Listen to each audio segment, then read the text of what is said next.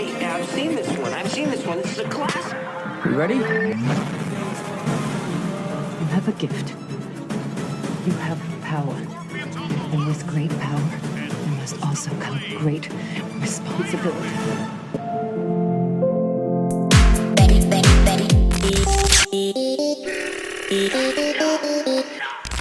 حبيب قلبي عامل ايه؟ اخيرا شفنا سوت سبايدر مان الجديده اللي هيظهر بيها في فيلمه اللي جاي بعنوان سبايدر مان براند نيو داي، اللي لحد دلوقتي ثابت على ميعاد عرض 31/7/2026. والاتنين تيزر اللي نزلتهم مارفل دول على قد ما هم صغيرين جدا على قد ما هم مليانين تفاصيل يا ريس. ده غير التسريبات المؤكده بقى عن الفيلنز اللي هيظهروا في الفيلم. وبما انك عرفت ان هالك موجود في الفيلم، فالنهارده ميعادك عشان تعرف ازاي هيربطوا هالك بسبايدر مان، وازاي بروفيسور هالك هيتحول لسافيج هالك في حلقه النهارده من اهم حلقات القناه، لانها بتتكلم عن السبب الرئيسي اللي مخليني اعمل قناه اصلا، وهو حبيب قلبي وحبيب قلب الملايين اور فريندلي نيبرهود سبايدر مان. فسمي الله في قلبك كده وتحمس معايا، وما تنساش لايك المتين والسبسكرايب الجميل واعيرني انتباهك. اول اعلان نزل بيبقى عباره عن 9 ثواني فقط لا غير، وبيبقى عباره عن استعراض لبدله سبايدر مان الجديده بس بطريقه الزوم ان عشان يفرجونا التفاصيل الجديده اللي غيروها في البدله. وزي ما انت شايف كده الاسترابس اللي موجوده بتبقى بارزه شويه. واخيرا بقى حد فهم دماغنا وهيدينا سوت واخده نفس كونسبت السوت الايقونيه بتاعت توبي ماجواير. ياه كام هربنا والله. وده ان يدل على شيء، يدل على ان في مخرج بيفهم وبيحترم فانز سبايدر مان وفاهم دماغهم، والمخرج ده يبقى داستن دانيال كريتون اللي اخرج فيلم شانج تشي اللي يعتبر من افضل افلام مارفل بعد اند جيم. وانا من مكاني هنا احب اشكر داستن كريتون جدا على اهتمامه بالتفاصيل المهمه دي، مش زي جون واتس اللي غير في شكل الماسك الكلاسيكي بتاع توبي ماجواير. ايه يا عم المنظر ده؟ بتلعب في الكلاسيكيات ليه يا عم؟ نفسي افهم انا. المهم يا كبير ان بعد الاعلان ده والانترنت انفجر والناس هتك يا شير في كل حته، ده حتى في ناس عملوا تصور للسود بالاي اي زي ما انت شايف قدامك كده، بس بلا جدوى يا ريس، لان مارفل وسوني تاني يوم على طول كانوا منزلين اعلان تاني لتوم هولاند وهو لابس السود كلها اصلا. وما اجمل الاعلان ده وانت شايف الشاشه بتفتح قدامك ومزيكه نيو واي هوم بتشتغل والحب كله واقف قدامك بيتنطط ومبسوط وبيستعد للمغامره الجديده والفيلم الجديد، وبيقرب علينا عشان نشوف لاول مره سوت سبايدر مان الجديده اخيرا، وبيقول لنا We ready؟ ايوه ريدي والله ريدي جدا. انت فين؟ ما يلا بقى ليك شقه يا عم انت، اقسم بالله. معلش يا صاحبي هتلاقيني متاثر قوي بالتيزر ده، بس ده حقيقي عزيزي المشاهد. انا في قمه سعادتي وانا شايف سبايدر مان بيتر باركر اخيرا بعد اخر ظهور ليه في نو واي هوم في 2021. احب اقول لك بقى ان السوت دي هي نفس السوت اللي عملها بيتر باركر بنفسه في اخر نو واي هوم، واخدنا بيها الفاينل سوينج الرايقه اللي انت شايفها قدامك دي.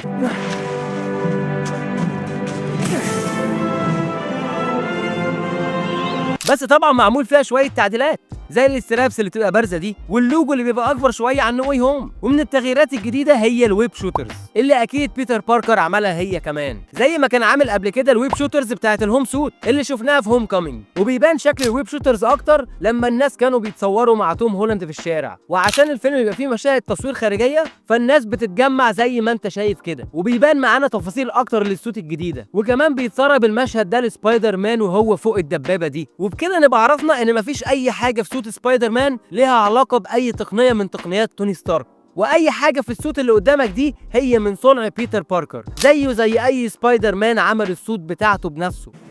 I love you guys. Thank you.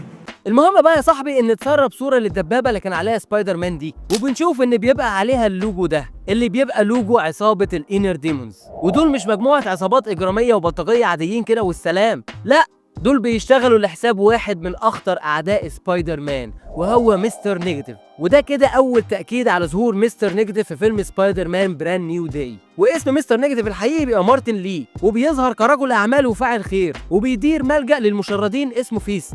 والملجأ ده ظهر معانا في نو واي هوم وكانت بتشتغل فيه انت ماي، وده نفس المكان اللي بيتر باركر قابل فيه نورمان اوسبورن. المهم ان مارتن لي ده بيتحول لمستر نيجاتيف شخصية شريرة بقوات طاقة سلبية قادرة تفسد أي حد يلمسه، وعنده نوعا ما انفصام في الشخصية. أما الإنر ديمونز دول بيبقوا مجموعة عصابات تابعة ليه، وبيستخدموا أسلحة مطلية بطاقة مستر نيجاتيف، وبتديهم قوات خارقة، وبيبقوا زي النينجا أو المافيا الآسيوية. وهم ومستر نيجاتيف بيمثلوا خطر حقيقي على سبايدر مان كستريت ليفل هيرو. ومن فترة كان في أخبار بتقول إن في 3 فيلن تانيين هيتم تقديمهم في الفيلم، وهم سكوربيون وبومرينج وتوم ستون. بس لحد دلوقتي مفيش أي حاجة مؤكدة، إنما المؤكد هو ظهور ذا بانشر في الفيلم. واخر حاجه عرفناها عنه ان في اخر حلقه من دير ديفل بورن اجين كان محبوس في السجن اللي عمله كينج بن، بس قدر ان هو يضرب الجارد ويهرب من السجن ده. واللي عرفناه ان ذا بانشر هيكون ليه سبيشال برزنتيشن على ديزني بلس في 2026، والسبيشال برزنتيشن ده بيبقى حاجه كده ولا منها فيلم ولا منها حلقه في مسلسل، تقدر تقول عليها فيلم من 40 دقيقه مثلا. ولو السبيشال ده قبل براند نيو داي خليك متاكد 100% ان هو ده هيكون اخر حاجه تاهلنا لاحداث فيلم سبايدر مان.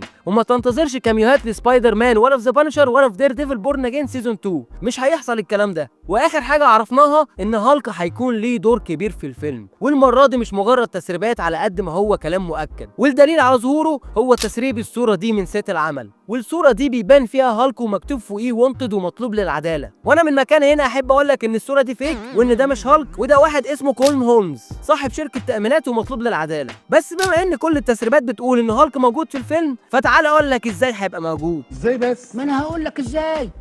مش سألتني السؤال؟ لا بس اجاوب بقى سيادتك. طب في 1993 نزل كوميك لسبايدر مان فيها ان بروفيسور هالك اتعرض لفيروس معين حوله لسافيج هالك، اللي هو هالك العادي بتاعنا ده اللي دايما عصبي، ودخل في كذا فايت مع سبايدر مان في انحاء نيويورك. فبما ان هالك اتاكد وجوده في الفيلم ومستر نيجاتيف كمان، فمن هنا اقدر اقول لك ان اللي ممكن يحصل ان مستر نيجاتيف بلمسه واحده منه بس هيقدر يكنترول بروفيسور هالك ويحوله لسافيج هالك، ومن بعدها بانشر وسبايدر مان هيتحدوا سوا عشان يوقفوه. ومش بعيد كمان ان دير ديفل يعمل ظهور خاص معاهم في اخر الفيلم ويدخل الفايت دي ضد سافيج هالك، والحوار ده هيبقى ممتع جدا عشان هنشوف رجوع سافيج هالك تاني، واكيد هنشوف رجوعه في افنجرز دومز داي.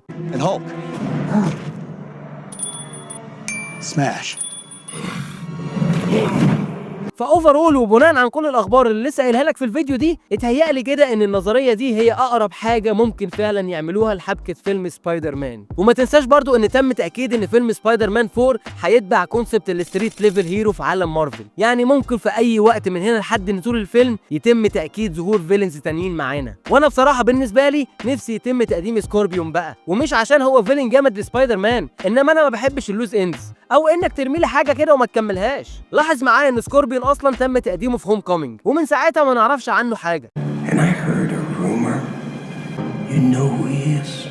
انت بقى نفسك مين يتم تقديمه في الفيلم؟ وايه رايك في صوت سبايدر مان الجديده؟ وهل اتحمست بعد ما شفت توم هولاند وهو مبسوط باول يوم تصوير بالبدله الجديده دي ولا لا؟ يا ريت تقول لي رايك في الكومنتات، ويا ريت تتفرج على الفيديو اللي قدامك ده اللي لخصت لك فيه كل افلام سوني كلها، كان فيديو حلو ومن اهم الفيديوهات في القناه هنا. واهم سؤال ممكن نساله دلوقتي هو يا ترى ايه مصير حته السيمبيوت اللي وقعت من ايدي وفينوم قبل ما يتنقلوا العالم بتاعهم؟ ركز معايا بقى عشان انا جاي لك من المستقبل وهقول لك اللي هيحصل، وانا وانت هو الايام ما بيننا. طبعا سبايدر مان براند نيو داي انسى ما فيش سيمبيوت في الفيلم ده ولا في البوست كريدت سين حتى، انما اللي هيحصل ان في دومز داي دكتور دوم هيخلص على بيتر باركر، لان بناء عن التسريبات ان بيتر باركر هو الانكر بينج بتاع الكون ده. وفي البوست كريدت سين هنشوف حته السيمبيوت دي تاني وهي بتسيمبيوت مع بيتر باركر وبتحييه من الموت، عشان نشوفه بعد كده بالسيمبيوت سوت في سيكريت وورز زي الكوميكس. وبعد كده هنروح للحدث الاكبر وهو سبايدر مان 5 بعنوان سبايدر مان كينج ان بلاك، وهنشوف فيه سبايدر مان فيرسز نال، لان سبايدر مان دلوقتي هو اللي معاه الكودكس اللي نال بيدور عليه، والكودكس ده هو مفتاح خروج نال من السجن بتاعه، والكودكس ده بيظهر لما فينوم يحيي اي حد من الموت.